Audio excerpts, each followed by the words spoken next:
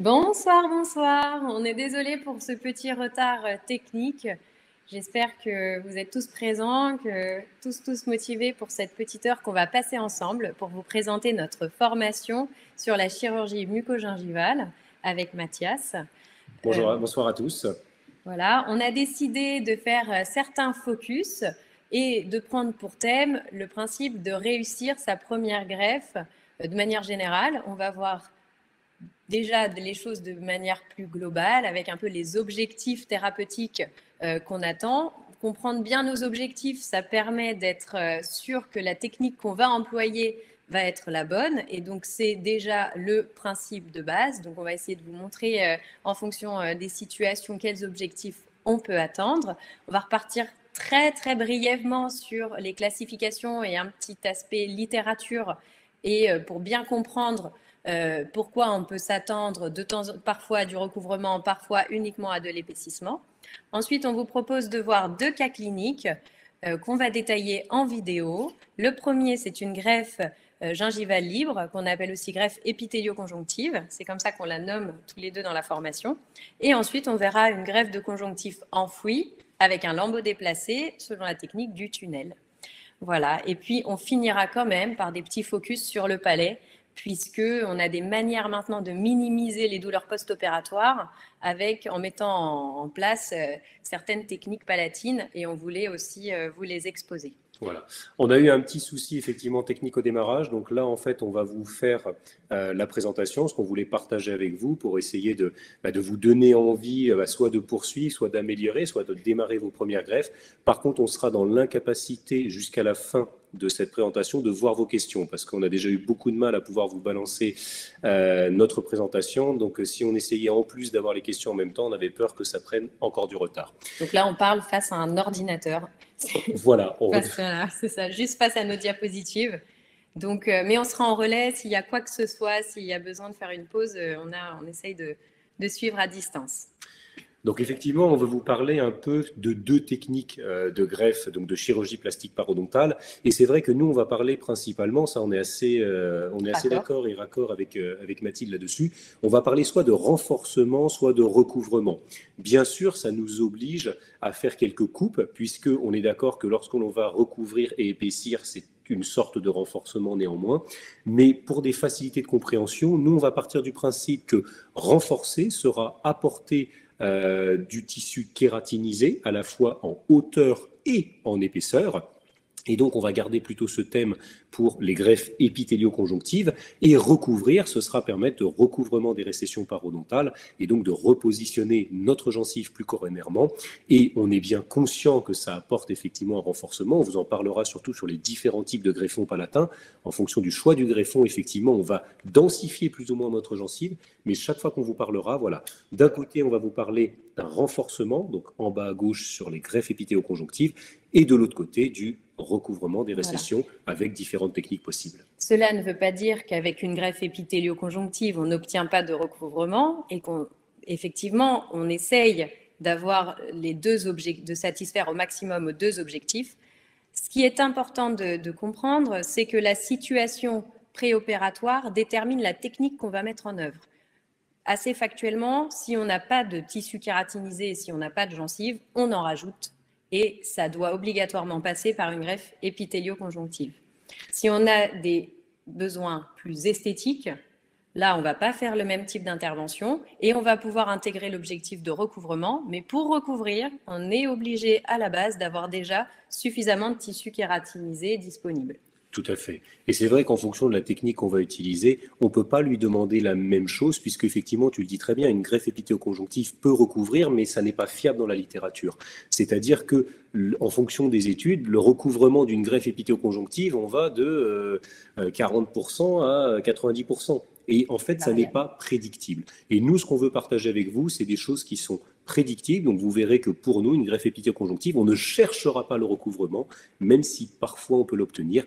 Et on va avancer un petit peu dans notre présentation pour vous exposer tout ça. Voilà. On ne peut pas vous parler d'objectifs de recouvrement ou d'analyse de la situation parodontale sans faire un petit focus sur les classifications dont on dispose. Pendant des années, on s'est appuyé sur la classification de Miller pour les récessions. C'est une classification qui a fait foi depuis longtemps, jusqu'à 2011. 2011, on a la classification de Queiro qui est apparue.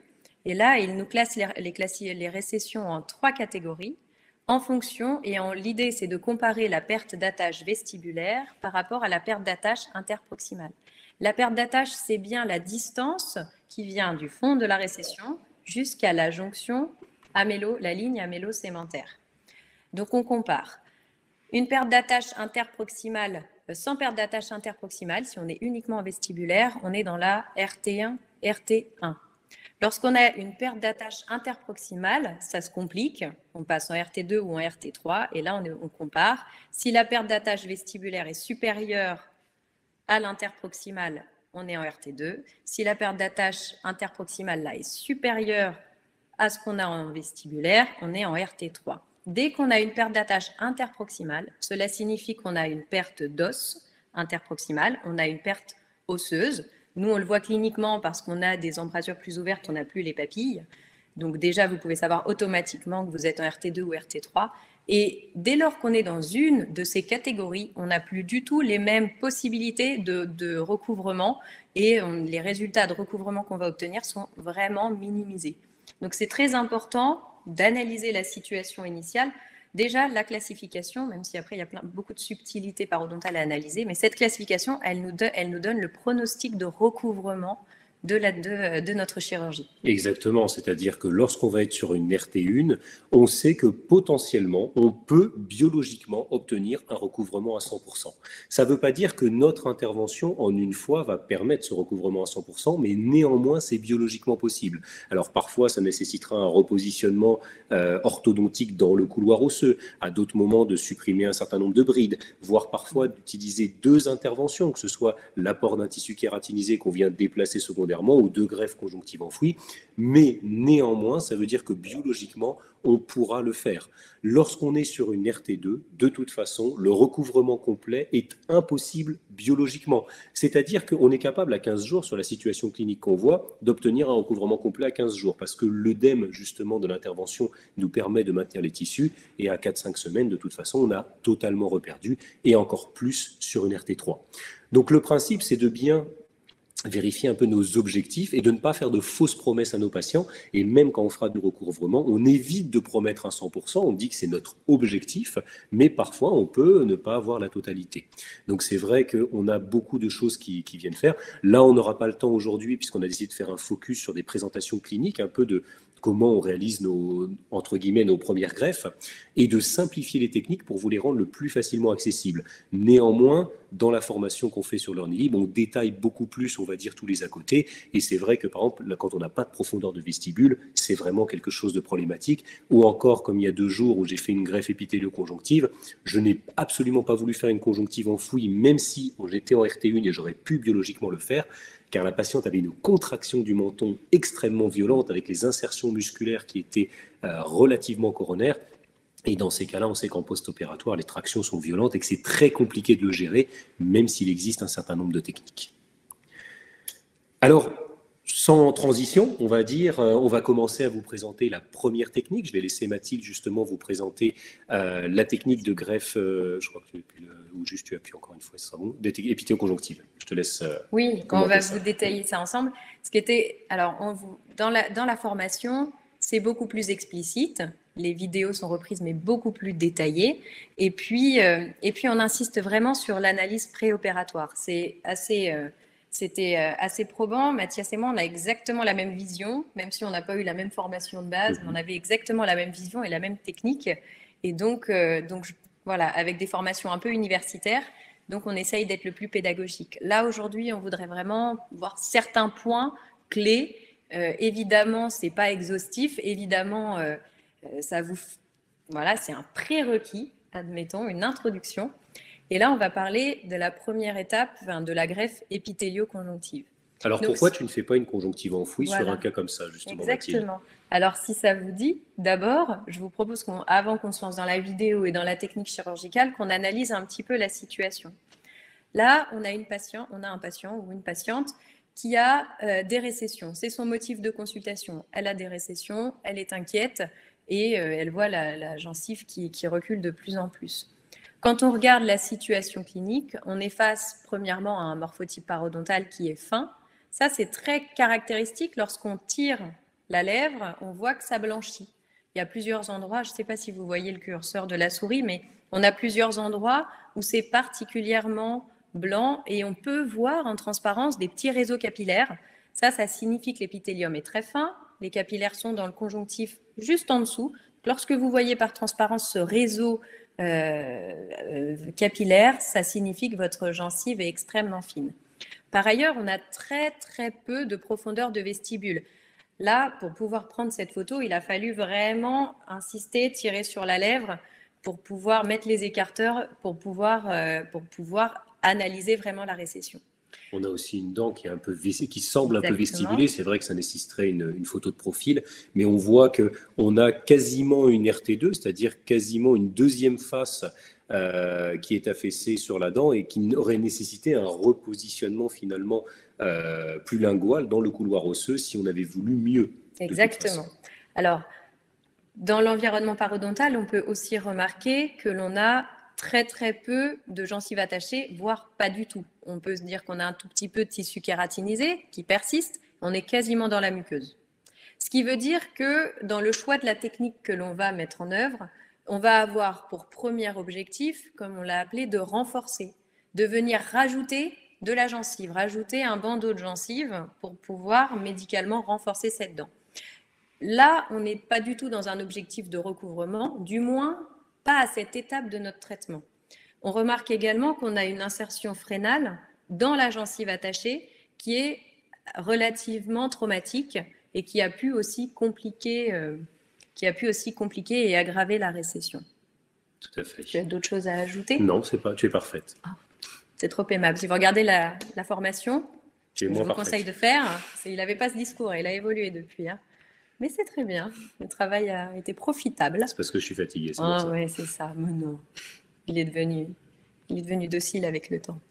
Donc là, alors déjà, la première chose, donc la greffe épithélio-conjonctive se divise en 3 étapes. Et j'aime bien présenter ça lors de mes chirurgies aux patients parce que ça les encourage un peu. Première étape, on appelle ça la préparation du site receveur, l'endroit où on va poser la greffe, où on va venir suturer la greffe.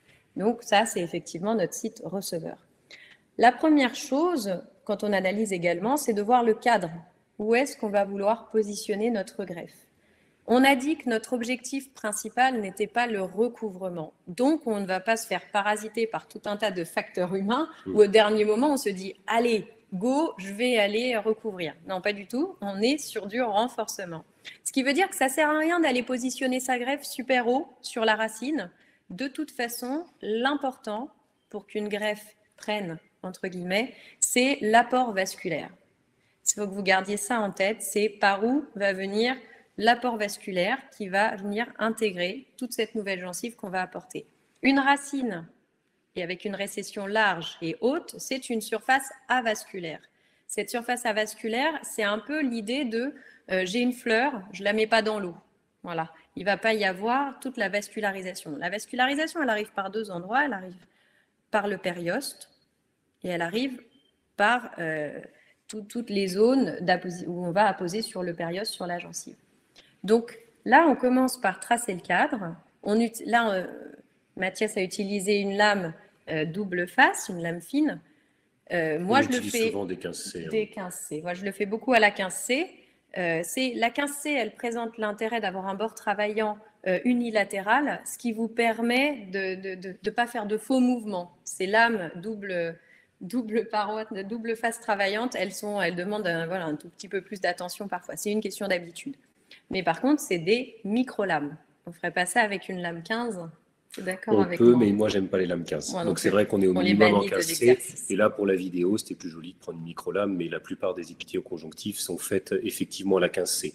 Et c'est vrai que ce que tu disais sur l'apport vasculaire est extrêmement important, puisque 90% de notre greffon doit être sur une surface vascularisée. Et on ne peut se permettre que d'avoir 10% qui ne soient pas vascularisés. Donc, plus on va vouloir remonter, plus il va falloir prendre un greffon qui va être haut et large, et plus on peut augmenter la douleur palatine pour le patient, ou tout du moins l'inconfort. Et surtout, on sait qu'on peut avoir du creeping, on sait qu'on peut avoir une amélioration secondaire, et en plus, avec une dent un peu vestibulée, on sait qu'on n'obtiendra pas grand-chose. Donc on va chercher à gagner un peu, mais très peu, et on se positionne dès le début dans des incisions assez apicales. Voilà, on a notre objectif et on s'inscrit dedans jusqu'au bout. Donc la première étape, c'est de tracer le cadre de la situation, du positionnement de votre greffon en fin d'intervention. Donc là, on est sur des incisions qui ne sont pas au contact osseux, on est des incisions qui ont pour objectif qu'on travaille en épaisseur partielle. Donc, et on essaye de faire le trajet d'incision le plus net possible. On trace le cadre, on essaye. C'est pas facile, encore moins quand on est filmé. Donc vous voyez, quand vous parlez de cette profondeur de vestibule qu'on n'avait pas, on est même obligé avec le miroir de venir le tracter un minimum. Et de repousser pour bien voir et puis pour avoir accès à... et effectivement, on part bien au-delà de la ligne muco-gingivale parce que le périoste et toute cette région au-delà de la ligne muco-gingivale, bon, on regarde de la récession, on y est, mais en latéralité également, ça va constituer notre lit vasculaire. Donc, on n'hésite pas à... et puis, secondairement, on le verra, lorsqu'on positionne la greffe, il ne faut pas qu'il y ait de tension. Il faut que la greffe, elle soit complètement passive, un positionnement intégralement passif. C'est-à-dire qu'il ne faut pas que votre menton vienne entraîner des tractions. Donc, on est obligé de bien libérer à cet endroit-là. On fait donc du coup des incisions et en épaisseur partielle. N'oublions pas que toute la vascularisation vient de notre périoste sous-jacent. Donc, évidemment, il ne faut surtout pas venir entraver ce périoste et on est en incision partielle, en épaisseur partielle. Et comme on le voit, on est en épaisseur partielle très superficielle, ce qui va être différencié des greffes de conjonctive enfouie, ça on reverra, c'est-à-dire qu'on essaye d'avoir le lit périosté aussi le plus épais puisqu'on va chercher à se suturer dessus. Exactement. Donc on vient décoller au-delà de la ligne muco-gingivale, on décolle, on est proche du menton, hein, mais on est obligé de désinsérer toutes les fins, de venir dégager toutes ces fibres musculaires qui risquent d'entraîner des tractions par la suite et donc d'entraver notre cicatrisation. Alors, en chirurgie muco-gingivale, la chirurgie muco-gingivale répond aux mêmes critères que la chirurgie conventionnelle, c'est-à-dire que c'est la stabilité de votre caillot, donc la stabilité de la greffe, qui va permettre d'avoir une bonne intégration et une bonne cicatrisation. Donc, cette notion de caillot stable est primordiale. Et c'est pour ça qu'il faut faire des sutures d'une certaine manière, on y reviendra dessus, et c'est pour ça qu'il faut bien dégager relativement bas. Donc, on vient libérer toutes les insertions musculaires, tout ce qui risquerait, et là, on est encore en train de créer notre lit vasculaire. On essaye ici de garder le maximum de gencives, parce que ce bandeau de gencives, il est utile, il ne sert à rien il ne faut surtout pas venir l'entraver.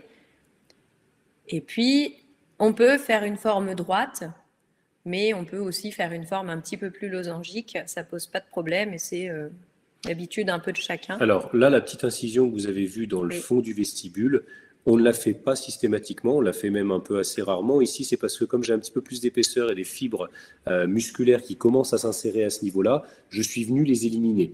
Néanmoins, attention, si on travaille dans un secteur prémolaire mandibulaire, il ne faut pas oublier qu'on a l'émergence du nerf mentonnier, que les 3 rameaux terminaux du nerf mentonnier sont dans l'épaisseur du périoste et que si on s'amuse à faire ça, on va les sectionner et on va couper la sensibilité au niveau de notre patient. Donc, exactement. Naturellement, attention, il y a certaines choses qu'on peut se permettre de faire parce qu'on a des sites qui ne craignent pas. C'est ça. Si en revanche, on ne pouvait pas, avec des ciseaux, on pourrait venir disséquer tout doucement. Et si on a trop de fibres musculaires qui restent, on va les attraper, on va les éliminer un peu. Sinon, on risque d'avoir une greffe qui sera mobile.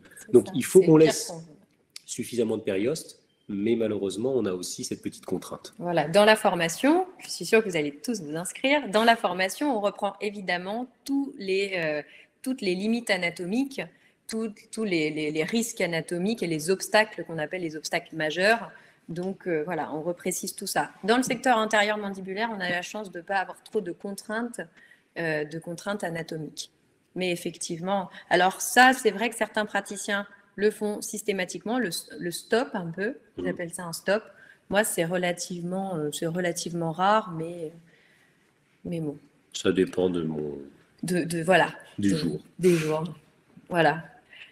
Ensuite, par la suite, une fois qu'on a fini la préparation du site receveur, petite particularité, effectivement, qu'on n'a pas détaillée ici, mais qu'on détaille dans la formation, je fais de plus en plus, personnellement, je pense que Mathias, tu ne le fais pas trop, un surjet. Je ne sais pas si on voit ma petite flèche. Je fais un surjet passé de la lèvre. Et il ne faut pas hésiter, avec un petit ciseau, à venir régulariser la partie qui reste mobile pour avoir une ligne bien droite en apical. Et puis, je viens le suturer avec un surjet passé pour être sûr de bien isoler cette région, cette zone qui est mobile et qui risque potentiellement de venir s'accrocher sur la greffe. C'est vrai qu'ici, comme je vais bloquer avec un Coepac à la fin, je ne le fais pas. Voilà. Mais je sais que toi, tu es contre ce produit. Et encore une fois, on a nos petites subtilités. Donc, le surjet passé fonctionne très, très bien. On met toujours du Coepac? Oui, toujours. Ah. Quand j'en ai. Quand j'en ai, je n'ai pas réussi à le convaincre. Bon, cela dit, donc là, on a terminé la préparation du site receveur. Donc, on va passer au palais. Expérimenté ou pas expérimenté, on vous conseille de faire un patron. Le patron, vous pouvez le faire avec votre fil de suture que vous ouvrez. Il y a le petit emballage en carton vous permet de faire un premier dessin, un patron, pour le prélèvement palatin. Et c'est assez étonnant, c'est que le patron, il a souvent besoin d'être retouché. Il est rarement aux bonnes dimensions. Moi, il est souvent un peu surdimensionné. Donc, je me dis, tant mieux que je l'ai fait parce que ça nous permet d'avoir un guide pour le prélèvement palatin. Moi, c'est 100% de mes chirurgies, le patron. Oui, moi aussi, sauf pour les épithélioconjonctifs, c'est aussi quasiment 100%.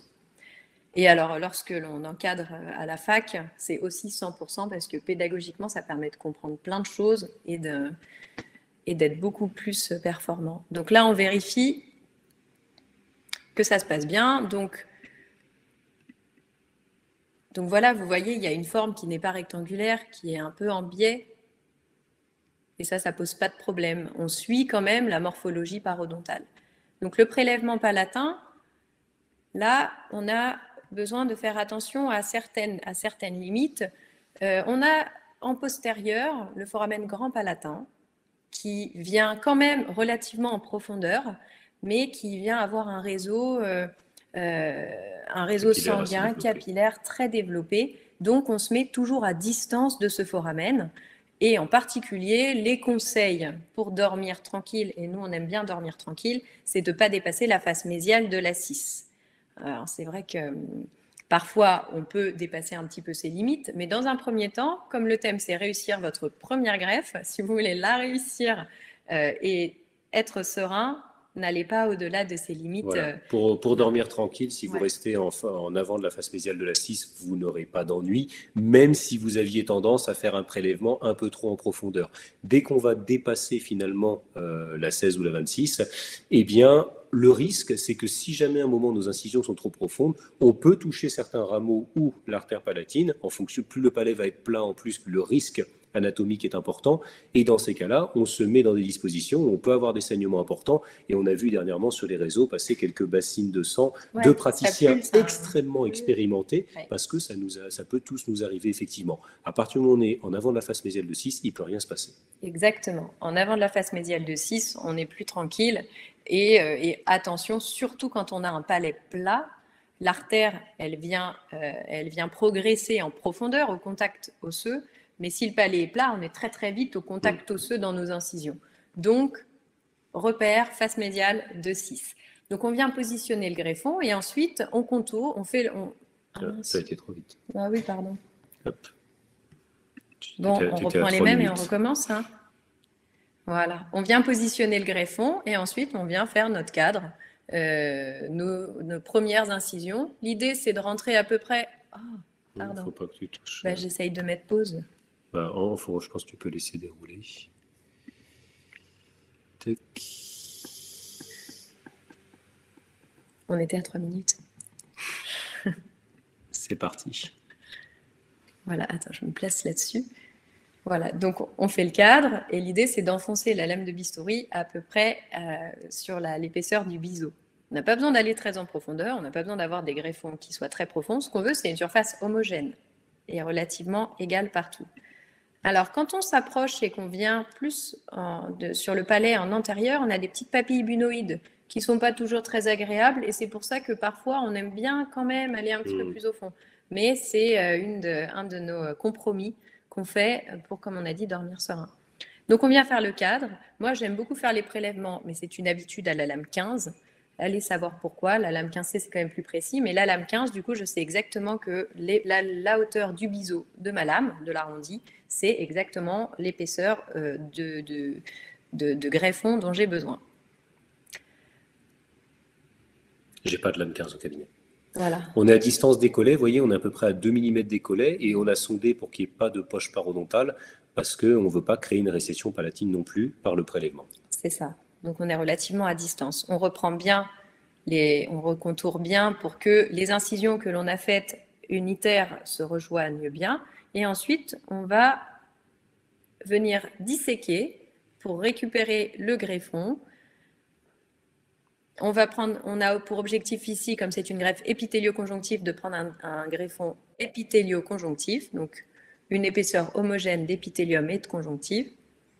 Et effectivement, on vous conseille de toujours faire les incisions dans le grand angle, sur la plus grande face, de ne pas commencer par ici pour disséquer au fur et à mesure. C'est la technique qui vous permettra d'avoir une épaisseur la plus homogène possible. Et ensuite, il va falloir se mettre relativement parallèle pour pouvoir placer sa lame et puis venir disséquer par des mouvements doux mais très francs au fur et à mesure. On a tendance à venir trop enfoncer en direction du palais, donc il faut se forcer à positionner sa lame exprès parallèlement au greffon pour ne pas venir faire des stries et pas venir faire des sections, des incisions à l'intérieur. Là, vous voyez, on voit bien le conjonctif. Le conjonctif, c'est ça, c'est un endroit un peu plus consistant. Et vous voyez, on utilise des aspirations de chirurgie qui sont des petites aspirations, comme ça on n'a aucun risque d'aspirer le greffon. Voilà. Donc l'assistante peut venir au contact du greffon sans souci. Voilà. Et tant qu'il n'est pas détaché, vous n'avez pas de risque du tout. C'est à partir. Et puis l'assistante, elle le sait, si c'est des greffons plus petits, lorsqu'il est détaché, lorsque vous arrivez vers la fin, elle arrête. Voilà. Et on vient détacher au fur et à mesure. L'accès visuel est quand même très, très important. Là, vous allongez bien votre patient quand vous passez au second temps, au site de prélèvement. Voilà, la tête en arrière. Et puis, vous venez le détacher progressivement jusqu'à ce qu'on le libère complètement. Il ne faut pas hésiter à repasser dans ces incisions, comme vient de faire Mathias, pour pouvoir le libérer. On le récupère et ensuite, l'assistante, elle a pour objectif, et ça, il faut bien former vos assistantes, tout de suite de venir comprimer le palais. Elle ne vient pas comprimer le palais avec son doigt, elle vient comprimer le palais avec un instrument. Ça peut être le manche du miroir, ça c'est très puissant. Si elle doit comprimer, il ne faut pas hésiter à comprimer un petit peu plus en postérieur, parce que du coup, on est à l'abord. Enfin voilà, la vascularisation, elle va de postérieur en antérieur, donc il ne faut pas hésiter à pousser un petit peu plus, à appuyer plus en région postérieure. Et puis, l'idée à ce stade-là, le conseil, c'est de ne pas enlever la compresse toutes les 5 minutes. Soit vous vous occupez du palais tout de suite et des sutures du palais tout de suite. Si votre palais, ça va bien, on vous conseille d'avancer plus vite dans la greffe. Dans ces cas-là, vous laissez la compresse. Votre assistante, elle a pour objectif de regarder la compresse. Si elle s'imbibe tout de suite de sang, occupez-vous du palais. Ça veut dire qu'il faut tout de suite faire la partie palatine. Si c'est stable et qu'on a un caillot qui est stable, il ne faut pas enlever la compresse, on la laisse et on le fera en fin d'intervention. Moi, c'est mon mot d'ordre au cabinet. Là, dans ces cas-là... Alors là, oui, à un moment, on avait essayé pour diminuer les douleurs du palais de venir mettre du PRF. Le problème, c'est qu'on a beaucoup de mal à vraiment le maintenir sur la plaie. Donc c'est vrai qu'autant j'utilise beaucoup le PRF, on va dire, dans les reconstructions osseuses, autant dans la chirurgie mucogingivale, j'ai arrêté parce qu'en fait, j'avais beaucoup de mal à maintenir vraiment les choses là. Les techniques en fait de protection palatine, on vous réexpliquera parce qu'on a changé en fait un peu notre façon de faire. Donc je pense qu'on peut passer directement sur... Exactement, parce que moi, j'ai jamais fait de PRF. Donc, et voilà. Honnêtement, l'idée, c'était d'avoir une protection, d'avoir de la fibrine au palais. Vas-y, tu peux passer. Alors, on peut faire des sutures, effectivement, même sans PRF, qui permettent de maintenir le caillot. Mais les nouvelles techniques qu'on met en place, et on vous montrera juste à la fin des 2 prélèvements, nous permettent d'éviter de le faire. Je te laisse reprendre tout ça. On récupère notre greffon et là, on va essayer de le placer sur notre site receveur que l'on a préalablement aménagé. Donc vous voyez là, on n'essaye pas de se dire qu'on va le placer trop coronaire, notre greffon, on va plutôt le placer relativement apical. On reste dans nos objectifs primaires. Le greffon, vous essayez de le placer un peu comme vous pouvez.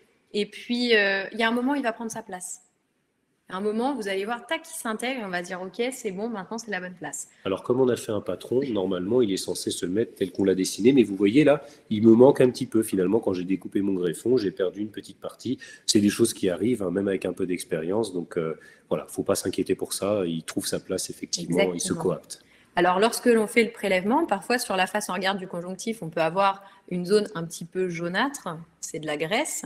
Au palais, on peut avoir aussi des cellules graisseuses et des glandes salivaires. Vous pouvez les enlever, si vous les laissez, ce n'est pas dramatique, mais moi j'ai plutôt tendance à les enlever parce qu'effectivement, il n'y a pas de glandes salivaires du tout en regard de la gencive et ça ne sert à rien. Le corps va faire un travail supplémentaire pour venir les éliminer, donc autant le faire soi-même, même si cela dit, ça ne va pas entraver le succès de votre chirurgie. Donc, et deuxième chose, votre greffon sur la table, vérifiez qu'il ait une épaisseur bien homogène. Il ne faut pas avoir des variations d'épaisseur. Donc, quand on fait nos premiers prélèvements, vraisemblablement, souvent, on n'a pas une homogénéité comme toi dans l'épaisseur. Donc, n'hésitez pas à retoucher après pour qu'il soit bien voilà, sur une épaisseur constante tout au long. Ensuite, on va venir le fixer. Et là, on fait la même technique, on fixe les points cardinaux. Déjà, ça s'appelle les points de maintien, les points de fixation, les premiers points. Là, on a utilisé du fil 6-0. Du 6-0. Moi, j'utilise beaucoup le 5-0, résorbable pour les greffes épithélio-conjonctives. Mais le 6-0, c'est tout autant indiqué. On détaille beaucoup les incisions et les sutures dans la formation. Donc, si cette partie vous manque, raison de plus pour vous inscrire. Là, si vous voulez, on fait des points périostés, c'est-à-dire, en fait, c'est des points qui sont ancrés dans le périoste. Vous voyez, on tire sur l'aiguille, le greffon ne bouge pas. Ça veut dire qu'on a attrapé le greffon, attrapé le tissu sous-jacent et on va amarrer le greffon. Donc, on fait ces 4 points qui sont des points simples, mais des points simples périostés.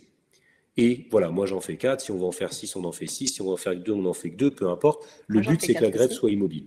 Exactement. Du coup, pour que la greffe soit immobile, on va essayer de ne pas suturer, on va faire des points du coup périostés comme tu as dit, et on ne va pas suturer dans la muqueuse libre. Parce qu'évidemment, si on vient suturer dans la muqueuse libre, à chaque fois que le patient va parler, eh bien ça va venir entraver. Décidément, ce n'est pas notre soir. On va remettre de la batterie, on va remettre l'ordinateur à charger. Voilà, les techniques, une fois de plus, d'incision et de suture, elles sont intégralement revues dans la formation. On vous remontre les points de suture, on vous remontre les nœuds, parce que ça, c'est primordial. Effectivement, il faut que vos nœuds soient bien, parce que sinon, ils vont se détacher et ils vont lâcher. Donc voilà, l'aiguille, on la pousse, c'est-à-dire que votre aiguille, elle vient et elle est vous faites un phénomène pour pousser l'aiguille et vous n'êtes pas tiré à la pointe de l'aiguille parce que ça va l'émousser et tout de suite, ça sera beaucoup moins efficace. Ensuite, eh bien, on continue nos points. On a fait les 4 points de plaquage. Donc, moi, je fais ce même point qui est... alors, Mathias va vous le détailler parce qu'il est un tout petit peu différent. Moi, j'ai tendance à faire des points tout autour. Voilà, c'est-à-dire que là, effectivement, c'est-à-dire que je refais le même point, exactement le même point périosté. Je viens fermer également mon nœud, sauf qu'au lieu de couper, je ne vais rien couper, ni le petit chef, ni le grand chef. Je vais laisser le petit chef de côté. Généralement, je le coince un peu en interdentaire. Je ne sais pas si je l'ai fait cette fois-là, mais parce que j'aime pas qu'il se balade, parce que sinon il me gêne. Donc, généralement, une fois que j'ai serré mon nœud, voilà, je viens de laisser. Et ensuite, on va faire un matelassier horizontal juste sous le greffon dans le périoste. D'où le fait, voilà, on le voit très très bien ici, d'où le fait d'avoir laissé suffisamment de périoste. Et lorsqu'on va tirer sur notre fil, eh bien, on a notre point de plaquage qui se fait. Voilà, on voit tout de suite ce fil qui vient plaquer. Ensuite, on va repartir en coronaire. Alors là, c'est vrai que toi, Mathilde, tu ferais le tour de la dent et moi, je repique dans mon greffon. Certains, effectivement, évitent de trop piquer dans le greffon d'un point de vue de la vascularisation. Moi, je me dis que j'améliore l'ancrage. Puis, je retourne effectivement sous le greffon en matelassier horizontal et on voit que le fil, voilà, il vient complètement faire un plaquage comme un rôti qu'on viendrait saucissonner. Et à partir du moment où la greffe est immobile, eh bien, je sais que je peux m'arrêter, donc une fois en haut, une fois en bas, etc. Et je vais avoir vraiment une très très bonne coaptation. Donc là, je pense que voilà, je repars une dernière fois dans le fond du vestibule. Et on va rattraper la première suture, enfin le petit chef. Exactement. Il ne faut pas avoir peur des sutures parce que c'est quand même la clé du succès. Alors, on est toujours entre en faire trop, en faire pas assez. Mathias, il fait un peu des deux en un. C'est-à-dire que tu viens faire un... Moi ici, j'aurais fait un point d'amarrage ici et j'aurais fait un point périosté piqué à la greffe. Et ensuite, des points suspendus en dehors de mon greffon en croix pour venir bien le plaquer contre mon périoste. Mais effectivement, ça se vaut et c'est juste une affaire de subtilité. Les femmes sont plus subtiles que les hommes, donc enfin, c'est ce que j'ai cru comprendre. Et moins paresseuses. C'est pour ça que tu fais deux en un. C'est ça. Voilà, donc on poursuit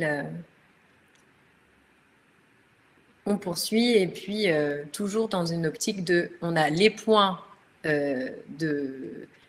d'amarrage un peu aux points cardinaux et les points de plaquage pour bien venir affiner ce caillot et qu'on n'ait aucune mobilité.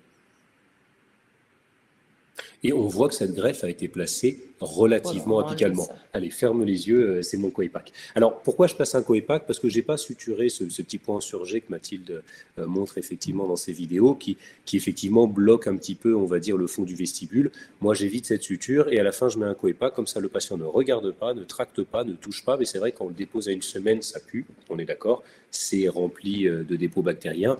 Mais ça évite que le patient vienne sans arrêt regarder. Donc, c'est vrai que j'aime bien sur les greffes épithéoconjonctives, jamais sur les conjonctives enfouies, je l'avoue. C'est un peu un cache-misère.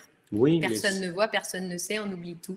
Il s'est rien passé. Et ça fonctionne bien et ça bloque effectivement. Le fait de ne pas le faire, et si on ne fait pas les sutures de Mathilde, le risque en fait, c'est que la muqueuse peut venir adhérer sur la greffe. Et quand on va revoir finalement notre patient, on a l'impression que ça n'a pas greffé. Alors après, il suffit de redisséquer et la greffe, elle est en dessous et la prise. Mais c'est toujours un peu pénible. Exactement. On a le retour, cette partie-là qui vient se collapser, se coller dessus et qui est un facteur d'échec qu'on ne veut pas. Donc, mais bon, le Coepac, ça demande un petit peu de manipulation. On ne le détaille pas beaucoup. Dans la formation, un petit peu plus. Voilà, il faut bien imbiber ses doigts d'eau parce que ça colle. Il y a un temps de prise et une manière de faire le mélange qui est un peu subtile. Si vous vouliez le faire, toi, tu mets pas un écui-mélange. Tu ne mets pas un plus que l'autre? Non, je mets à peu près la même chose. Et puis par contre, je trempe mes gants dans le sérum physiologique pour pas que ça adhère. Et à un moment, on sent qu'il adhère plus, qu'il n'est pas collant, et on peut le mettre en place. Et là, il faut aller assez vite. Il y en a qui mettent de la vaseline sur les gants pour éviter que ça colle. Attention, parce que la vaseline fait une moins bonne prise du Coepac et il tient moins bien. Donc voilà, globalement, dans les petites subtilités. Non, quitte pas. Ah oui, je vais faire. Voilà le post-opératoire. Donc là, tu avais utilisé du fil 6-0 non résorbable. Tout à fait. Voilà. Lorsque je fais le surjet passé, j'ai plus la souris, au niveau de la partie apicale de la lèvre, eh bien là, j'utilise toujours du résorbable. Si jamais vous vouliez faire ce point complémentaire qui est très utile, parce que vous ne mettez pas le Coepac, eh bien dans ces cas-là, toujours en résorbable. Parce que après, toute la gencive remature autour de ça et c'est un enfer à enlever. Ça vient se mêler dans la maturation. Donc en post-opératoire, remarquez bien que là, tu n'as pas fait d'excès de zèle. Non, je suis resté... Tu es resté dans tes objectifs principaux, pragmatique, cartésien, c'est-à-dire qu'on n'a pas placé la greffe trop coronaire. On a du coup maximisé nos chances puisqu'on va avoir le lit vasculaire qui va être le plus optimal possible et le plus large et le plus épais. Ensuite, la vascularisation, elle va passer de l'apicale, tac, et elle va venir coloniser. Voilà, c'est ça, c'est qu'on a effectivement l'exudat plasmatique qui va nourrir notre greffon sur les 3 premiers jours et ensuite, en même temps, la microvascularisation à 48 heures est en place et se met en place. Et là, c'est la dépose effectivement du Coepac, donc du coup, pas de suture dans le fond du vestibule à déposer, encore une méthode de feignant. On voit les dépôts de plaques sur la greffe, donc on voit bien effectivement que le Coepac retient les dépôts bactériens, donc c'est moins, entre guillemets, propre à la dépose des fils, et on voit la prise du greffon, de notre greffe épithéoconjonctive, à une semaine qui est déjà très avancée. Exactement. Là, vous allez pouvoir déposer les points de suture. Tu vois toujours tes patients à une semaine pour les greffes? Les épithéliaux, j'aime bien, ouais. Parce que comme je mets un Coepac, il ne faut pas que je laisse trop longtemps. Oui, moi je les vois un petit peu plus tard. Je les vois souvent à 10 jours, voire 15 jours. Et ça me va bien aussi. N'hésitez pas à prévenir quand même les patients. Parfois, on a la couche superficielle de l'épithélium qui vient un petit peu s'éliminer. On est bon là dans le timing. Non, on est lent. Ah non, on avait commencé à 20h15. Ah, ok. Bah alors on accélère. Voilà. Mais en tout cas, souvent les patients peuvent vous rappeler en vous disant ma greffe est partie. Et non, en fait, il y a la couche superficielle de l'épithélium qui peut un peu desquamer. Ça donne l'impression que la greffe pèle un peu. Avec le Coepac, on ne le voit pas. C'est bien pour tout le monde. Je vous ai dit, on met les œillères, ferme les yeux et tout se passe mieux. Voilà, à 1 an. Donc on voit l'intégration, on voit le renfort. Effectivement, tu as obtenu un beau recouvrement. C'est très satisfaisant. Quand même un recouvrement. Tu vas avoir sans doute peut-être un peu de creeping. C'est le creeping, c'est la tache rampante. C'est le fait que lorsqu'on épaissit la gencive, on observe qu'on va avoir une remontée de ce tissu plus coronaire. Et dans le temps, ça s'épaissit un peu. Alors attention, prévenez vos patients. Les greffes épithélio-conjonctives, elles donnent toujours un aspect un peu de rustine, parce qu'on est en épithélio-conjonctif. Et si en plus on a les papilles bunoïdes dont on a parlé au début, on peut les voir un petit peu sur le greffon. C'est vrai. Alors elles ne se transposent pas toujours. Ça, c'est vrai qu'on n'a pas toujours une transposition des papilles. C'est plus ou moins un effet rustine. On essaye toujours d'avoir à peu près 1 millimètre de greffon. Parfois c'est moins visible, parfois c'est plus visible. Là, c'était relativement visible, mais le patient était prévenu qu'on ne cherchait pas, les choses. Ça ne pose pas de problème. Alors, Deuxième technique, on va parler un peu des greffes de conjonctive enfouies, donc pas d'épithéoco, donc cette fois pas d'épiconjonctive. Donc là, on peut voir qu'on a des récessions effectivement sur la 15 et la 16. La 16, on a une récession quand même qui est assez large, hein, donc qui n'est pas si évidente que ça dans les techniques de recouvrement. On voit une fente de Stillman aussi sur la 16, donc on voit qu'en fait c'est une récession qui est évolutive, qui est en train justement de s'aggraver. On verra sur la chirurgie que la 15, même si là, à cause de la salive, on ne le voit pas bien, il y avait également cette fente de Stillman qui était présente. Là, si on faisait une épithélio-conjonctive, sachant qu'on ne peut pas obtenir... Alors, les doléances du patient ici, c'est que déjà, nous, on voit qu'on a moins de 3 mm de gencive kératinisée qui assure l'absence d'évolution de la lésion. On a des fentes de Stillman qui montrent qu'on a une apicalisation justement de nos récessions. Le patient qui se plaint d'hypersensibilité dentinaire, que certes, on peut calmer avec certains dentifrices, comme Sensodyne rapide, etc. Mais néanmoins, on va vouloir renforcer, recouvrir pour les sensibilités. On n'est pas tant dans l'esthétique, mais vraiment plutôt dans la préservation. L'épithélio, on ne peut pas nous donner un bon pronostic de recouvrement, donc on ne pourra pas calmer les hypersensibilités. Et là, on a tout à fait la possibilité, surtout au maxillaire, de faire des greffes de conjonctive enfouie. Donc c'est vrai que la technique de greffe de conjonctive enfouie, globalement, le principe, c'est ici ce qu'on va vous montrer, c'est la technique du tunnel. Il y a la technique de Zucchelli, technique du tunnel, mais peu importe, globalement, le principe va être le même. Vous voyez qu'on va partir également en épaisseur partielle avec nos microlames. Là, on est sur une Viper, on a différents types de microlames. Et vous voyez que par contre, mon incision intracirculaire est extrêmement profonde. L'épaisseur partielle qu'on avait fait sur l'épithélio-conjonctive, on était le plus superficiel possible parce qu'on voulait garder le périoste. Là, on veut tracter coronairement les tissus, donc on se met le plus profond possible pour garder le plus d'épaisseur possible. D'ailleurs, je crois même que parfois, toi, tu es totalement en épaisseur totale. J'allais te dire, moi, ça ne me choque pas de faire en épaisseur totale, surtout si vous avez un parodonte fin et que l'épaisseur... Donc là, on est ensuite avec des micro-décolleurs. Ça nécessite vraiment des instruments qui sont spécifiques. Il y avait une face concave, face convexe. On est face concave contre l'os. Et vous voyez, je viens faire ces petits mouvements de reptation pour venir décoller, dépasser la ligne mucogingivale. Tu vois, on voit très très bien les fentes de Stillman. Oui. Donc surtout, on ne décolle pas en plein sur la fente de Stillman, sinon on n'élargit pas la récession. On déchire. Et une fois que j'ai passé la ligne mucogingivale, vous voyez ce que je fais comme technique avec la spatule, je décolle, je tire les tissus vers moi, je fais vraiment ce mouvement avec cette spatule qui vient vers moi et on va décoller et préparer le site en quelques minutes. C'est-à-dire que préparer une tunnelisation quand on a l'instrumentation adaptée, c'est, moi je trouve, plus simple que de venir faire du Zucchelli qui dissèque très très haut. Le Zucchelli, c'est vous levez carrément un lambeau. Et voilà, vous décollez un lambeau, faites la formation, on l'explique. Et là, vous voyez, cette spatule donc, va au-delà de la ligne mucogingivale. Je dois dépasser la ligne mucogingivale pour obtenir de la laxité. Et en venant tirer sur ma gencive, la gencive est souple, elle est extensible, elle ne se déchire pas si les incisions étaient précises au départ. Et voilà, juste en venant, on a des instruments qui sont coudés aussi pour faciliter. Juste en relevant la spatule, eh bien, on obtient une très très bonne laxité. Et c'est ce qu'on va voir là sur cette vidéo. Et je progresse de proche en proche. Et alors forcément, j'ai fait des petites coupes sur la vidéo, mais préparer un site sur 3 dents, ça me prend à peu près 5 minutes de préparation du site. Une fois que l'analgésie est faite, c'est vraiment très rapide. Et là, on voit déjà la souplesse qu'on peut obtenir, le positionnement coronaire de nos tissus. qui s'obtient vraiment très très facilement. Alors, quand on dit facilement, rapidement, bon, on a l'expérience aussi avec Mathilde, et donc au bout d'un moment, je veux dire, bon voilà, on y va, on ose. Mais vraiment, vous pouvez vous entraîner sur des mâchoires de porc, et une fois que vous le faites et que vous tirez, vous allez voir que c'est extrêmement rapide de pouvoir le faire. Donc là, pareil, on dépasse la ligne mucogingivale, je viens donner des petits mouvements au niveau de la spatule. Ici, je vais estimer que je vais avoir suffisamment de laxité pour ne pas aller en plus décoller entre la 6 et la 7. Qu'est-ce qu'il nous fait là? Il a bugué? Il n'a pas le droit. Voilà. Interdit. Entre la 6 et la 7. Et le but, c'est d'obtenir une laxité suffisante. C'est-à-dire que moi, je m'arrête quand mes tissus restent en position coronaire sans que j'aie à venir les tracter. Si une fois que voilà, je viens faire voilà, ma traction coronaire, je relâche et la gencive reste à la bonne position, là on voit qu'on peut surrecouvrir, eh bien j'estime que j'ai suffisamment disséqué et que je peux passer à la suite. Donc là, on voit qu'on a un surrecouvrement.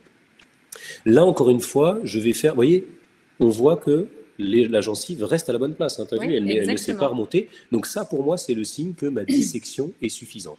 Pourquoi je fais un patron? Parce que là, on va faire un prélèvement épithélio-conjonctif désépithélisé. Et c'est vrai que dans la formation, on va vous expliquer la différence entre l'épithélio désépithélisé, le prélèvement en trappe, le prélèvement tubérositaire qu'on peut déployer. On vous montre les 3 techniques en vidéo et on vous explique les différences. Globalement, l'épithélio désépithélisé, l'avantage, c'est que c'est facile d'avoir une longueur et une largeur de greffon qui est suffisante. Le prélèvement est un peu plus facile, on voit mieux ce que l'on fait.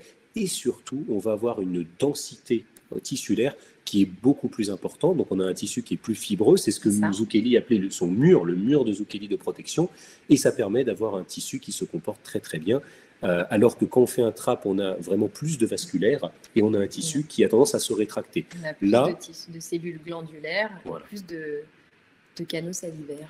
Là, c'est vrai que je prélève uniquement ce dont j'ai besoin pour recouvrir et les choses se font. Là, vous voyez, par exemple, j'ai pas mal de saignements. Parfois, en prélèvement palatin, on a un saignement qui peut être un petit peu important et juste de revenir faire quelques points d'analgésie adrénalinée. Hein. Donc là, je suis en 1/200, mais certains même mettent du 1/100 millième pour avoir... je mets du 1/100 millième tout le temps. Voilà, ça pour avoir une meilleure vasoconstriction, eh bien, on va pouvoir reprendre notre travail. Et en reprenant notre travail, eh bien, ça facilite grandement les choses. Donc ça voilà. vous permet de maîtriser un seul type de prélèvement vraiment bien et d'accéder à quasiment toute la chirurgie plastique parodontale. Exactement. Donc là, c'est le même prélèvement épithélio-conjonctif. Là, moi, je vais mettre un petit collagène au niveau du palais, comme ça, en plus, ça permet d'aider à stopper le saignement. Certains mettent du Surgicel, etc. Peu importe. Et puis, je vais le comprimer. Toujours pareil, l'assistante va tenir avec une compresse, etc. Et je laisse tomber. Voilà. Pendant ce temps-là, on a désépithélisé le greffon, parce que cette fois, on va le mettre en dessous. Là, on ne vous a pas montré les étapes de désépithélisation, mais on le fait à la lame sur la table. Ce n'est pas toujours évident. Et attention, il y a plusieurs couches d'épithélium, donc il faut vraiment désépithéliser en profondeur pour ne pas avoir une réépithélisation secondaire qui peut nous poser problème. Et on va venir tracter, faire glisser ce greffon sous la gencive. Donc, vous voyez, quand on l'a positionné devant les dents, ce n'est pas que pour faire une jolie photo, c'est pour savoir exactement où on veut le mettre.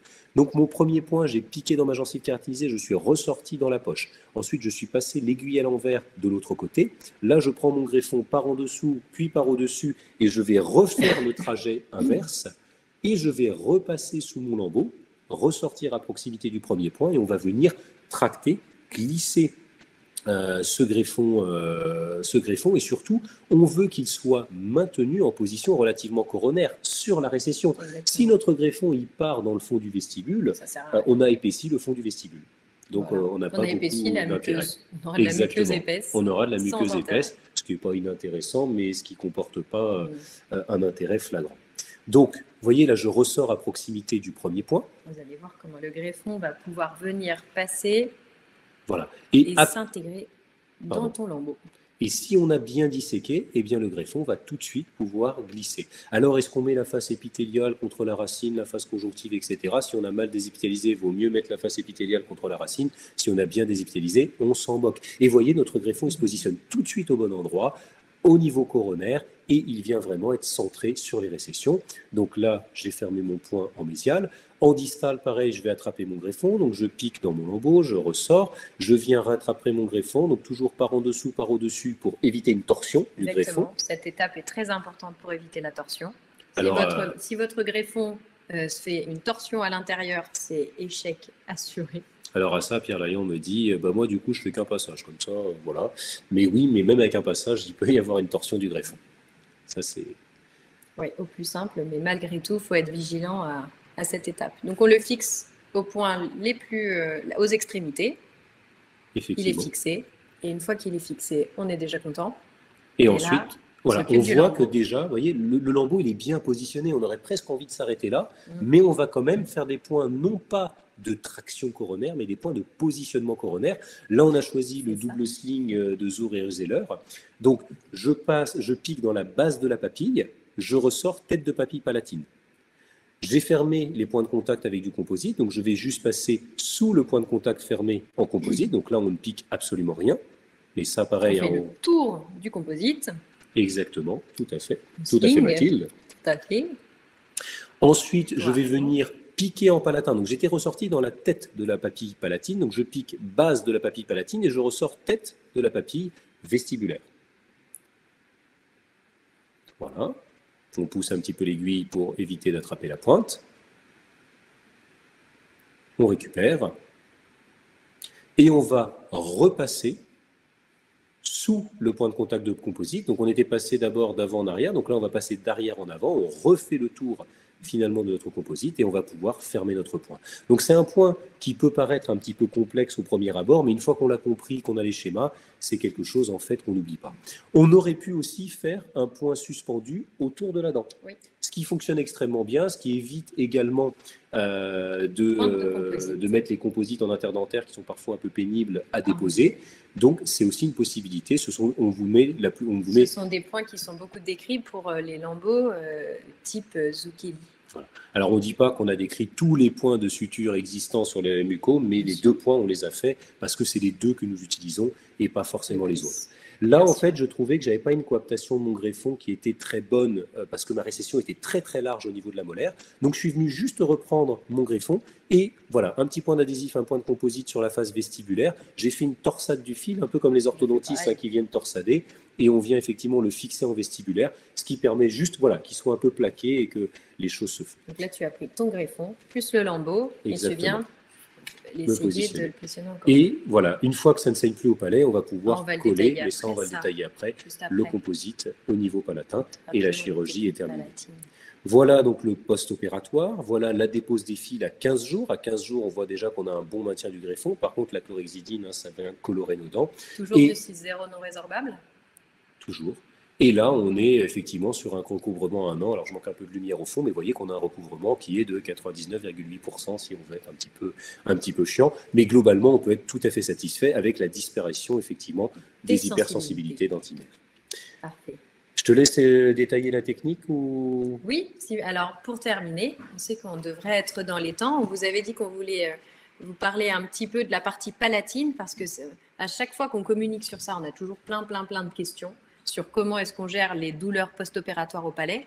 Il faut savoir qu'au niveau de la greffe, c'est pas très douloureux pour les patients. Ça s'aide vite aux antalgiques. On va dire que ça fait comme une coupure, un jour ou deux. Par contre, les douleurs que les patients me rapportaient personnellement, c'était au niveau du palais. C'était pas systématique, mais lorsque c'était douloureux, c'était pas un bon souvenir. Et c'était des douleurs. Ah, après, en vrai, on a une surprise, on verra si on le fait. Et c'était des douleurs qui étaient assez fortes, type un énorme aft. Donc, on a beaucoup travaillé sur ça. Moi, c'était une des choses que je voulais améliorer. Et on a certaines techniques au palais qui nous permettent de minimiser les douleurs post-opératoires. Donc, c'est vrai que c'est une technique qui a été décrite en première intention par Ricardo Kern. Qui l'a mise en avant et que on a tous suivi quasiment derrière. Dans le premier cas, on vous avait montré les sutures, des sutures avec en surgé. Voilà, on peut faire ça avec plus ou moins un pangène, plus ou moins une éponge hémostatique. On peut également mettre un pansement chirurgical, c'est comme ça que j'ai été formée. Donc le Coepac au palais, ça tient pas bien, il faut le faire revenir dans les embrasures. C'est un peu la loterie. Si ça tient une semaine, le patient pas mal. Si ça tombe au bout de 2 jours, là, on sait que ça va pas être la joie. Donc, moi, j'ai abandonné cette technique. Également. Pendant plusieurs années, j'ai fait des plaques palatines thermoformées, c'est-à-dire que lorsque les patients venaient en consultation de la greffe, je prenais une empreinte, ne sachant pas quand ils allaient faire leur intervention, mais je prenais l'empreinte tout de même pour pas les faire revenir. Et dès qu'ils bloquaient leur intervention, je faisais faire la plaque thermoformée. Moi, je faisais des gouttières simples, type gouttière d'éclaircissement. Ça rendait déjà d'immenses services. C'était un peu à la demande. Certains patients ne s'en servaient pas. D'autres m'ont dit, heureusement que je l'avais, j'aurais jamais pu faire sans. Disons que plus la plaque était compressive, plus la cicatrisation est accélérée au palais. Voilà. Et les gouttières, c'est vrai, thermoformées, le sont moins que les plaques vraiment palatines. Elles n'ont pas le même objectif. Elles n'ont pas un intérêt hémostatique. Elles ont uniquement un intérêt de protection du palais. C'est-à-dire qu'on ne va pas avoir la langue, les aliments qui vont en permanence venir frotter et stimuler cette zone qui est un peu traumatisée quand même. Donc, voilà. Et puis, plus récemment, Ricardo Kern a décrit une technique pour venir apposer, comme j'appelle ça moi, une plaque en résine, une petite plaque très fine qui est collée sur les dents et qui vient recouvrir totalement la partie de prélèvement palatine. Elle est fixée et elle va être déposée lors de la dépose des fils de suture. Et ça présente un intérêt majeur parce que, premièrement, c'est assez fin et ça ne dérange pas le patient. Moi, j'essaye de prélever du côté de l'intervention pour lui libérer un côté fonctionnel et puis condamner, entre guillemets, un seul côté voilà, en post-opératoire. Et puis, ça va permettre d'être fixe. Le patient ne s'en occupe pas.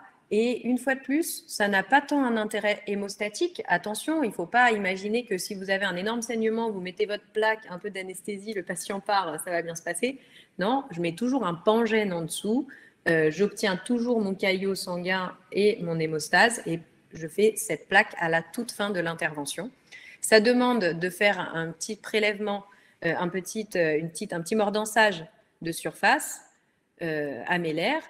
Avant, je faisais volontiers toutes les dents, comme la photo de Mathias juste ici. Maintenant, je fais une collerette, je décolte, je ne sais pas comment on dit, je fais un décolletage beaucoup plus parce que ça fait quand même... J'aurais dit un décolleté, mais bon, tu vas pas apprécier. Oh bah, dis ce que tu veux, dis ce que tu veux. Je fais un décolleté, un décolleté tout autour. En tout cas, je prends les dents des extrémités.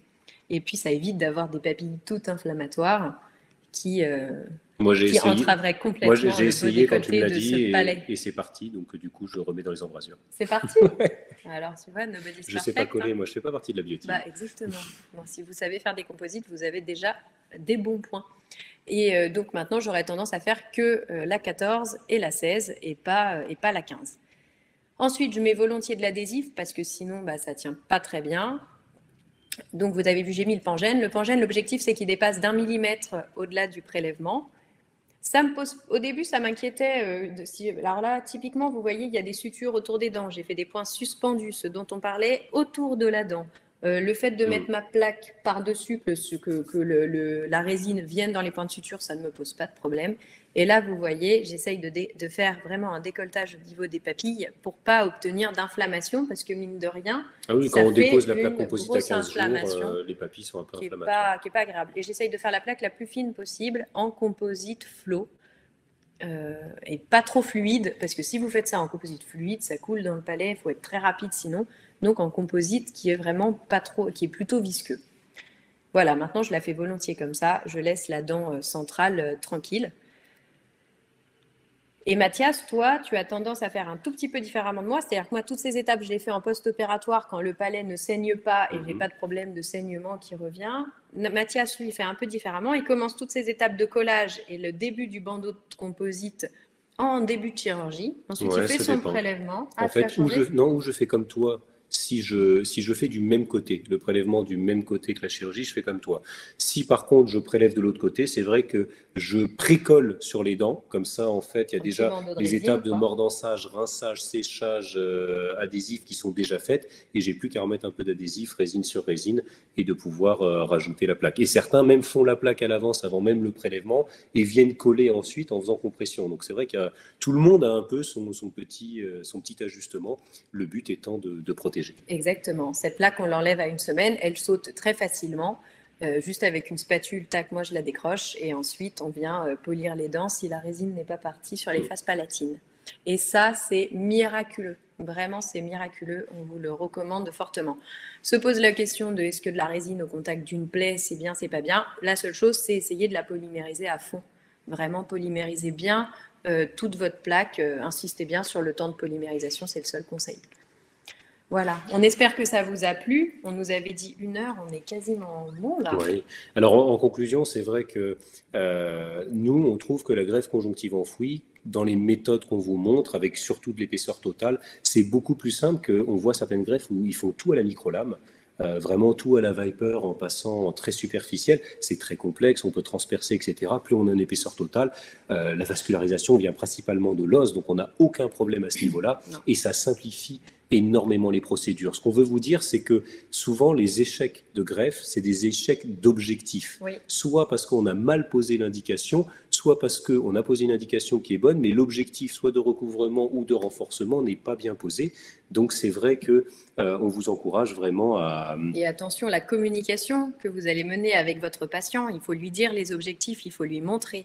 Parce que c'est important de dire qu'on ne pourra pas recouvrir et ce n'est pas un échec de ne pas recouvrir, et ça, il faut bien que le patient l'intègre, car sinon, ça fera partie d'une incompréhension plus tard, et puis, voilà, c'est les limites biologiques, et ce n'est pas de votre geste chirurgical.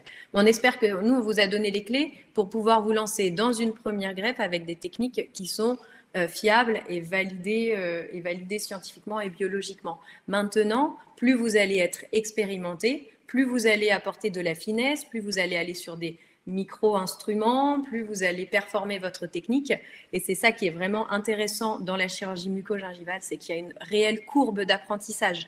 Et ça, on le remarque, les taux de succès sont meilleurs. Commencez par des cas simples avec des parodontes épais. Ne vous lancez pas dans des parodontes extrêmement fins. Allez plutôt sur des recouvrements avec des parodontes faciles à travailler, des récessions unitaires où vous avez quand même la place pour positionner votre greffon. Et puis, ne choisissez pas des palais plats qui sont des risques pour les premières greffes, des risques anatomiques. Voilà, sélectionnez bien vos cas. Envoyez-nous les premiers cas si vous voulez. On vous dira, OK, c'est plus propice, c'est moins propice. Mais en tout cas, lancez-vous. Et surtout, avant de vous lancer, inscrivez-vous sur la formation de LearnyLib pour pouvoir avoir toutes les clés, parce que là, c'est vraiment pas du tout exhaustif.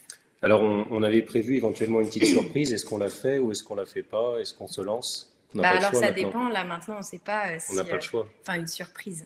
Une surprise. Hein. Disons qu'on avait pété un câble quand on avait enregistré la formation parce qu'on n'en pouvait plus et on s'était mis à mettre de la musique et à chanter, mais on avait totalement on a remarqué que inventé les paroles et on a remarqué en fait que finalement, ce que les gens ont préféré, et ce que les gens ont préféré finalement, c'était la fin et pas le reste. Donc on a retravaillé un tout petit peu les paroles. Alors faut pas que je me trompe parce que ma première préférence c'est quand même Petit Escargot, donc faut pas que je me plante en lançant. Et puis on va essayer. Enfants, mais moi je la connais. On va essayer de vous faire quelque chose. Oh là là. Derrière le miroir, j'entends Mathias greffer le soir, l'envie de croire qu'il peut y arriver. Alors je joins ma voix encore une fois pour l'aider dans l'ouvrage. Je joins ma voix encore une fois pour qu'il trouve le courage.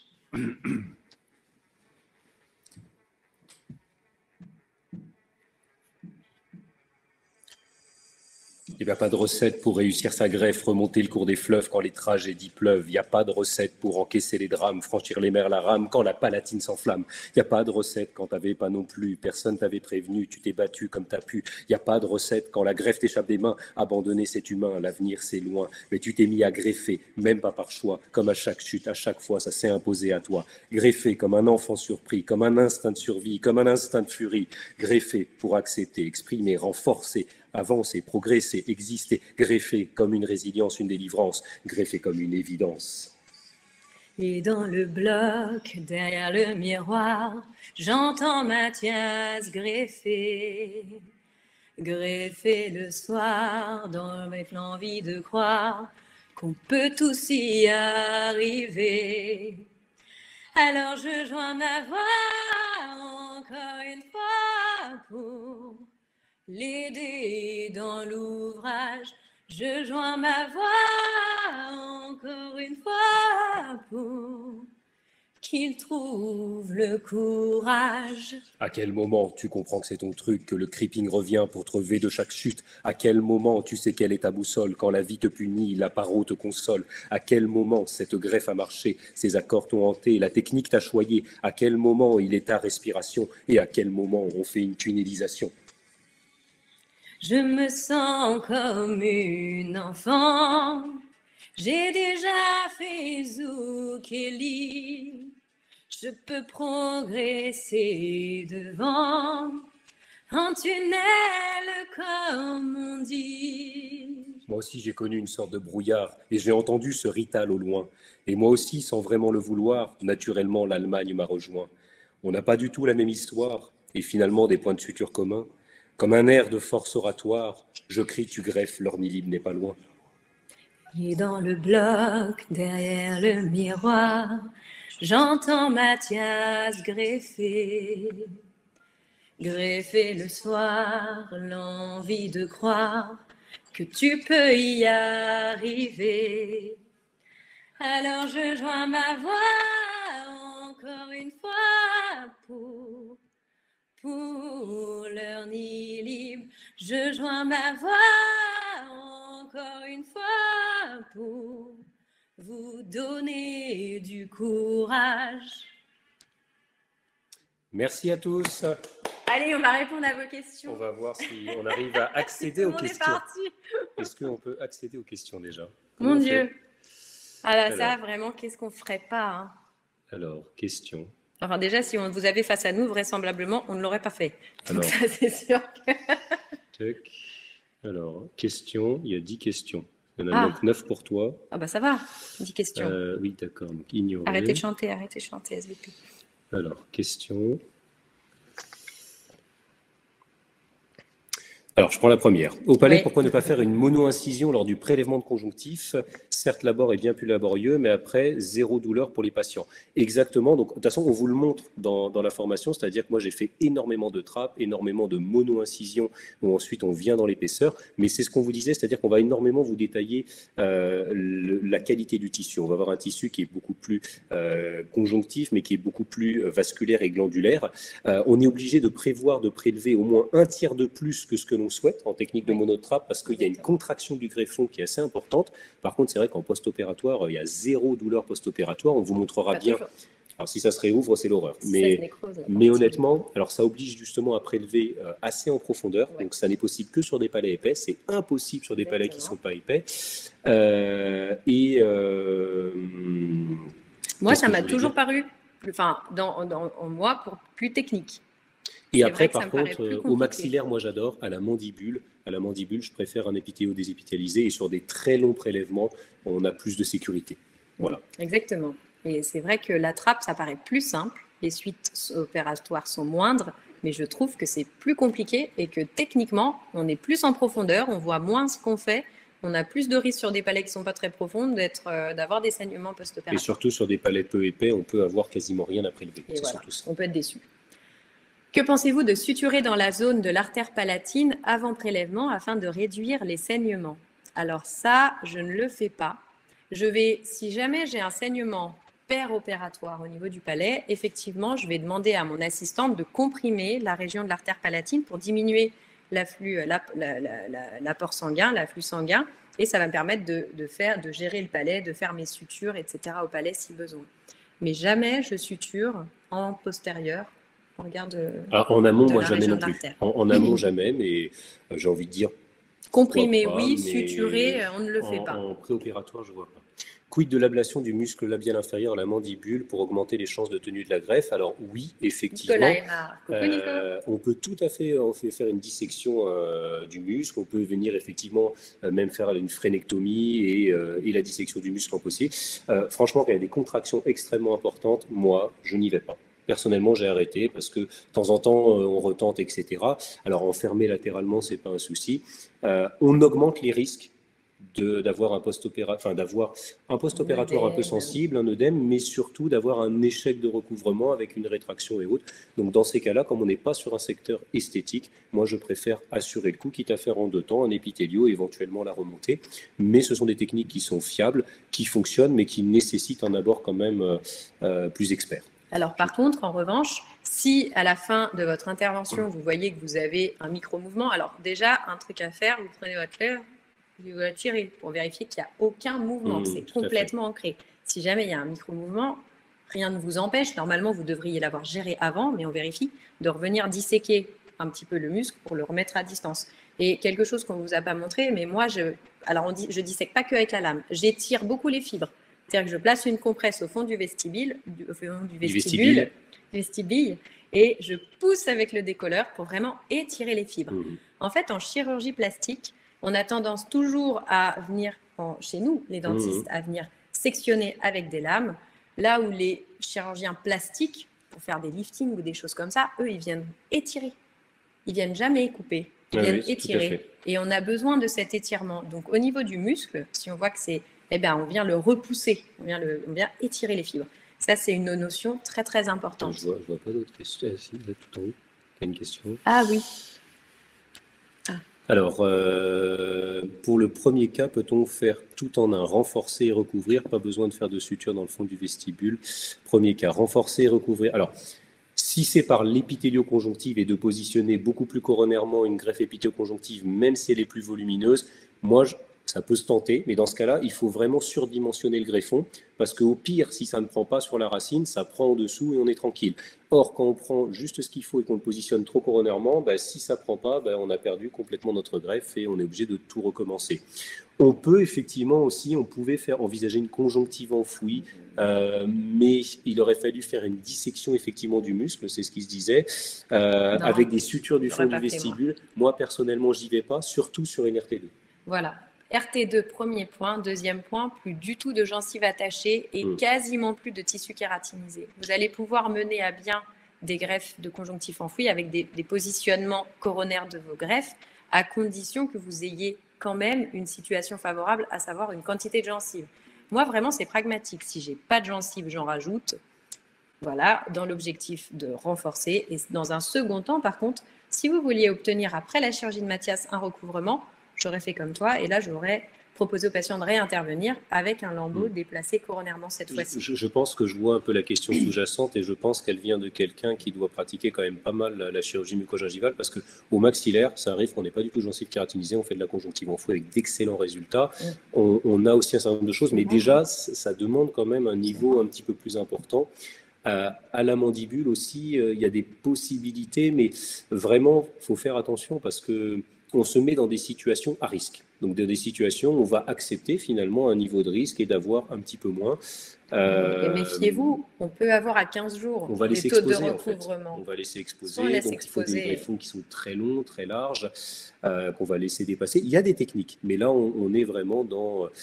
on accepte de prendre un risque, sinon on fait les choses en 2 temps et on se retrouve dans une bonne condition. Et puis, on peut voir des photos à 15 jours avec un recouvrement complet dans certaines situations. Et dans le temps, la nature... quand on veut essayer de violer un peu la nature, ça ne fonctionne pas. Elle vous le fait payer et on voit qu'un an après, hop, la récession réapparaît, même si à 15 jours, ça paraissait magnifique. Donc attention à ce que vous voyez, enfin à ce qu'on voit aussi, parce qu'on peut laisser montrer des choses qui ne sont pas forcément sur le long terme viables et recommandables. Alors, il y a une question sur est-ce qu'on peut désepithéliser la fraise boule avant le prélèvement pour faire un prélèvement épithélio et avec de l'anesthésie sans vaso. On peut le faire aussi avec de l'anesthésie vaso parce que quand on va fraiser, quand on est dans le conjonctif, il va saigner même si on a anesthésié. Donc, il n'y a pas de souci là-dessus. Mais tu me disais, par exemple, on discutait justement, et puis on a le livre derrière, donc on en touchera 2 mots. Tu disais justement que Vincent Ronco, lui, avait une technique un petit peu différente où il désépithélisait avec un micro-décolleur, je crois. Oui, alors... Désépithélialiser avec la fraise boule, avant, je ne le fais pas. Parce que alors c'est vrai qu'on peut dire, si, parce que lorsqu'on enlève l'épithélium, les vaisseaux sont dans le conjonctif, donc on voit que ça commence à saigner, ça veut dire qu'on a bien désépithélialisé. En réalité, c'est quand même beaucoup moins précis et ça, je trouve que c'est moins valable. Cela dit, effectivement, nous, conventionnellement, tous les deux, on va faire nos prélèvements. Ensuite, on va placer le prélèvement sur une compresse et puis on va venir désépithélialiser la surface. On perd du temps. Le greffon, il passe du temps hors, sans vascularisation. Même si on est rapide, ça prend quand même du temps. On appuie quand même une lame sur notre greffon, donc on vient quelque part un peu l'écraser. Bon, voilà, ça c'est ce que Vincent Ronco explique. Et lui, il propose avec un décolleur aiguisé. Alors, je ne veux pas, s'il écoute, mal traduire ses propos, mais il propose assez précisément, avec un décolleur qui est aiguisé, de venir enlever et calibrer la couche d'épithélium. Et ensuite, il fait son prélèvement, comme on vous l'a montré, avec les marquages. Et puis, comme si c'était un prélèvement épithélio-conjonctif. Mais il désépithélialise sur le palais, pas avec la fraise boule, avec un autre type de décolleur. Donc ça, je trouve que c'est une technique à approfondir. D'ailleurs, c'est l'occasion, on voulait vous parler, comme tu disais, de certains livres qui nous ont marqués cette année. Cocorico. Cocorico, si vous faites la formation, ça vous dira quelque chose.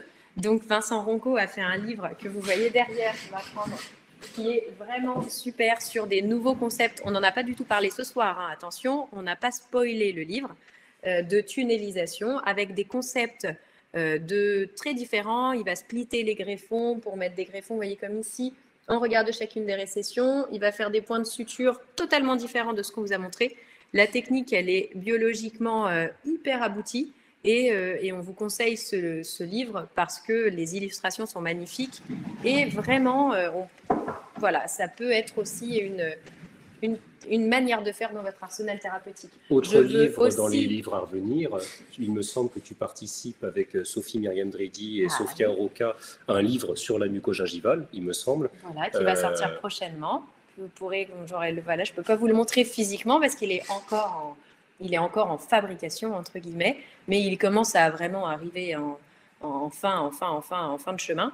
Donc, je pourrais vous le montrer plus précisément prochainement. Et je te remercie d'y faire référence parce que j'ai écrit un des premiers chapitres sur l'importance des facteurs de risque dont on ne parle pas ici, qui est le brossage et l'importance de comprendre le brossage entre autres traumatique et de le résoudre dans la chirurgie mucogingivale. Et à mon tour de présenter un livre qui va marquer cette année, qui l'a déjà marqué et qui va encore plus marquer l'année 2022. C'est le livre de Mathias sur la parodontie clinique. Alors moi, je peux vous faire part de mon expérience en côtoyant Mathias et en discutant avec lui.